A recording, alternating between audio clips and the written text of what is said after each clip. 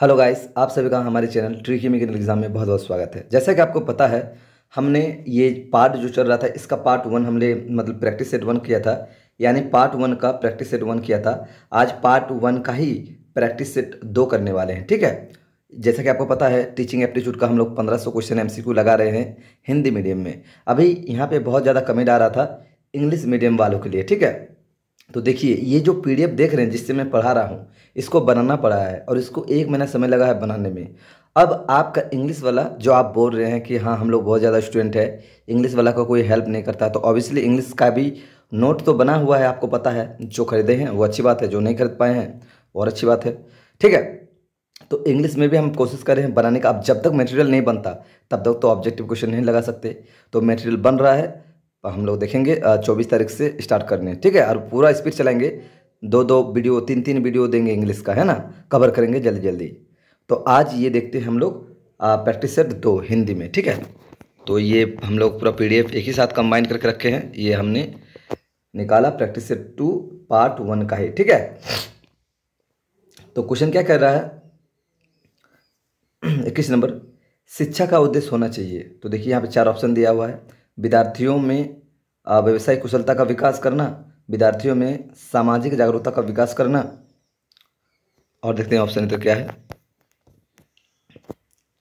विद्यार्थियों को परीक्षा के लिए तैयार करना, व्यवहारिक जीवन के लिए विद्यार्थियों को तैयार करना। एकदम ये ऑप्शन डी सही है। 21 नंबर का ऑप्शन डी सही आंसर है, ठीक है। तो व्यवहारिक जीवन के लिए विद्यार्थियों को तैयार करना, इसमें कोई बड़ी बात नहीं है, समझाने का जरूरत ही नहीं है, बहुत आसान क्वेश्चन था। क्रियात्मक शोध किए जाते हैं। देखिए क्रियात्मक शोध किए जाते, शोध शोध का जो नोट दिए थे हम, उसी में वो आपको मिलेगा। इसमें जो 4 ऑप्शन दिया हुआ है, तत्कालीन समस्या के समाधान हेतु, दीर्घकालीन समस्या के समाधान हेतु, या बौद्धिक विकास हेतु जो है, तो इसका ऑप्शन ए सही है, ठीक है ना। तत्कालिक समस्या के समाधान हेतु क्या है, क्रियात्मक शोध। क्रियात्मक शोध जो है वो तत्कालीन समस्या के समाधान हेतु होता है, ठीक है। ये हमारा 23 नंबर का क्वेश्चन, जैसा कि कक्षा के लिए लागू होता है, अभिप्रेरण में शिक्षक की भूमिका अनिवार्य रूप से देश का विषय है। तो दोस्तों, इसका ऑप्शन मैं डायरेक्ट बताऊंगा ताकि टाइम आपका ना जाए। ऑप्शन बी, जागरूक और चेतन विद्यार्थियों की ऊर्जा को रचनात्मक दिशा की ओर प्रवाहित करने का। तो ऑप्शन बी इसका सही आंसर है। 24 नंबर क्वेश्चन हमारा ये है, सतत एवं व्यापक मूल्यांकन से तात्पर्य क्या है। तो सतत और व्यापक से जो मूल्यांकन है उससे क्या तात्पर्य है। तो कल भी इससे क्वेश्चन मिला था, तो इसको मैं डायरेक्ट ऑप्शन बताता हूँ। ऑप्शन बी इसका सही है।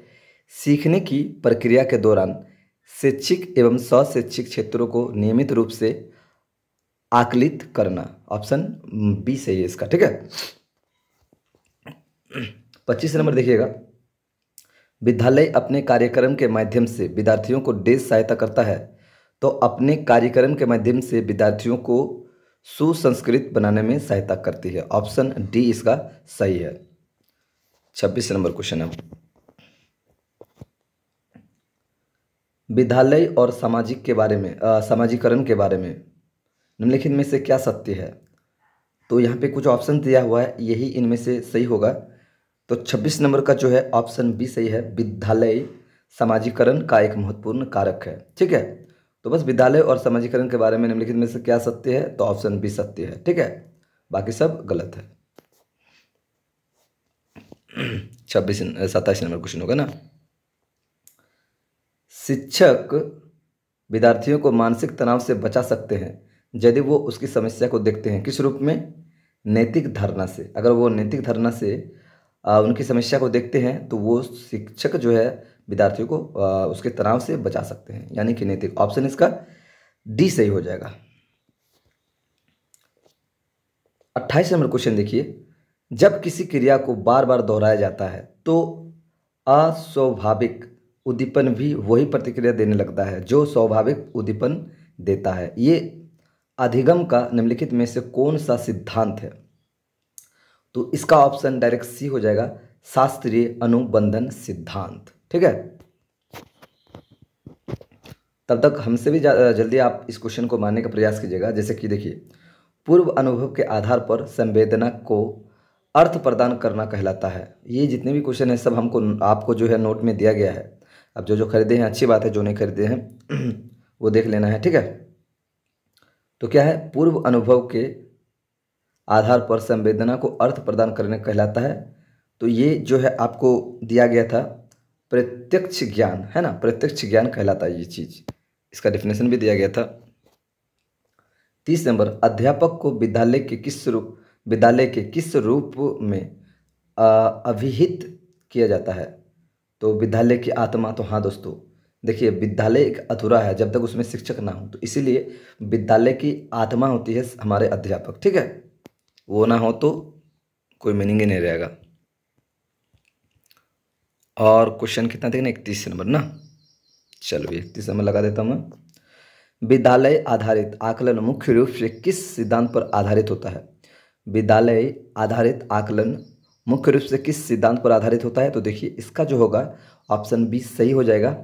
बाह्य परीक्षकों की अपेक्षा शिक्षक अपने शिक्षार्थियों की क्षमता को बेहतर जानते हैं। सही बात। जो बाहर के लोग जो परीक्षक होते हैं, एग्जामिनर, वो आपको अच्छे से नहीं, लेकिन आपके टीचर आपको अच्छे से जानेंगे ही, क्योंकि वो डेली रूटीन में आपको जानते हैं, ठीक है। 32 नंबर क्वेश्चन, अपनी कक्षा के प्रतिभाशाली शिक्षार्थियों को देखभाल के लिए शिक्षक को क्या करना चाहिए। तो उनके लिए जो है संवर्धन कार्यक्रमों की व्यवस्था करनी चाहिए। ऑप्शन डी इसका सही आंसर है। 33 नंबर क्वेश्चन थोड़ा सा हाँ सही है, अब दिख रहा है ना।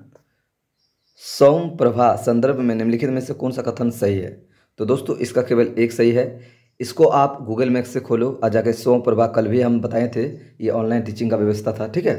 तो ये आप खोलिए, कब हुआ कब नहीं, और कमेंट में लिखिए कि इसका पूरा डिटेल। अगर आप वाकई में तैयारी कर रहे हैं तो सौम प्रभा के बारे में आप डिटेल में लिखिए, इंटरनेट में रिसर्च कीजिए, पढ़िए, और इसके बारे में लिखिए कि कब इसका हुआ था कब नहीं, ठीक है ना, इस योजना का शुरुआत कब हुआ था। तो देखिए और यहाँ पे ऑप्शन एक ही सही है, यानी कि इसकी शुरुआत मानव संसाधन मंत्रालय द्वारा की गई थी, ठीक है।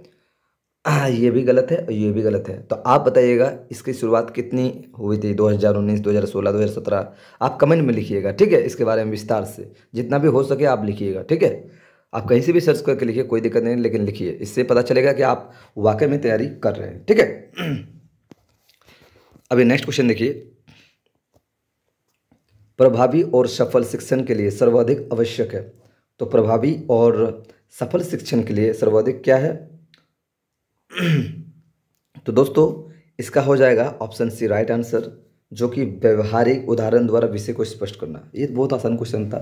अगर आप प्रभावी मतलब इफेक्टिव पढ़ाई करना चाहते हैं या सफल होना चाहते हैं तो आप उसे अपने व्यवहारिक लाइफ में जोड़ दो और उसको किसी को समझाओ, यार वो तुरंत समझ जाएगा, है ना। ठेठ भाषा जिसको बोलते हैं, आप जिस प्रकार समझा सकोगे, कुछ कड़ी जोड़ के आप समझा दो तो वो बहुत जल्दी समझ जाएगा। किताबी वे में समझाएंगे तो थोड़ा सा डेली लगता है, बट अगर आप अपने तरीके से व्यवहारिक जीवन में जो आजकल के दिनमर्रा में हो रहा है वो चीज़ से अगर समझा दें उसको तो समझ ही जाता है वो। 35 नंबर कह रहा है, किसी प्रारंभिक कक्षा में प्रभावशाली शिक्षक का उद्देश्य विद्यार्थियों को उत्प्रेरित करना होगा। ऑप्शन इनमें से दिया हुआ है इसका ऑप्शन डायरेक्ट डी हो जाएगा, सीखने के लिए जिससे वे जिज्ञासु बने और सीखने के लिए ही पसंद करें। मतलब देखिए क्वेश्चन देखिए बहुत आसान है, एक बार अगर पढ़ लीजिएगा तो समझ जाइएगा। किसी प्रारंभिक कक्षा में प्रभावशाली शिक्षक का उद्देश्य विद्यार्थियों को उत्प्रेरित करना होता है, किस लिए, सीखने के लिए जिससे कि वे जिज्ञासु बने, मतलब नए नए चीज़ों को जानने का प्रयास करे वो कुछ, और सीखने के लिए वो उस चीज़ में इंटरेस्ट ले, पसंद करे मतलब इंटरेस्ट ले, है ना। अगर इंटरेस्ट नहीं होगा तो पढ़ने मन लगेगा। अगर आप कोई चीज़ को आपको दरकार पड़ेगा तब आपको होता है ना, जैसे कि आपको संविधान के बारे में पता नहीं है तो जहाँ पे आप अगर ज़रूरत पड़ेगा तो आप ज़रूर संविधान के बारे में एनालिसिस कीजिएगा। तो वो मोटिवेशन जो है सिखाता आपके शिक्षक, ठीक है। मतलब आप भी शिक्षक बनेंगे तो दूसरे को सिखाओगे। एक प्राथमिक स्कूल की प्रथम कक्षा में देश केंद्रीय शिक्षण का कार्य होना चाहिए। तो देखिए एक प्राथमिक स्कूल की कक्षा में प्रथम कक्षा में पढ़ना केंद्रीय शिक्षण का कार्य होना चाहिए, यानी ऑप्शन ए इसका सही हो जाएगा। बहुत आसान था ये वाला। ये वाला देखिए 37 नंबर मिलाना है, ये साधन है और ये प्रकार है, ठीक है, इसको मिलाना है। क्या कह रहा है 37 नंबर, निम्न में से कौन सही सुमेलित नहीं है। तो देखिए इसका ऑप्शन ए सही हो जाएगा, ये सुमेलित नहीं है, बाकी सभी सही है। यानी दृश्य का ग्राफ होगा, सर्व दृश्य का टेलीविज़न होगा और सर्व का चार्ट होगा। ये तीनों सही है, बाकी ये गलत है। तो क्योंकि इसमें सुमेलित नहीं है इसलिए ये ए ऑप्शन सही हो जाएगा, सर्व का प्रतिमान नहीं होता है। ठीक है। अब देखिए 38 नंबर है ना, निम्नलिखित में से कौन सी शिक्षा मनोविज्ञान की सर्वाधिक व्यक्तिनिष्ठ विधि है? तो दोस्तों अंतदर्शन जो इसकी एक विधि है। ठीक है। अब 39 नंबर क्वेश्चन देखिए, एक 5 वर्ष का लड़का खेलकूद में असाधारण योग्यता प्रदर्शित करता है। असाधारण।